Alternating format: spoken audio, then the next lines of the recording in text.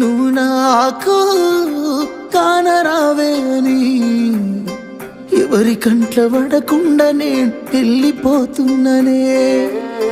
నువ్వు నాతో మాట్లాడలేవే అని ఎవరితో మాట్లాడకుండానే వెళ్ళిపోతున్ననే. నువ్వు ఈ లోకంలో లేనలేవే అని నేను ఈ లోకాన్ని వదిలేసిపోతున్ననే. నువ్వు పువ్వులు అల్లుకొని పోతున్నవే అత్తగారింటికి, నే పువ్వులు జల్లుకొని పోతున్ననే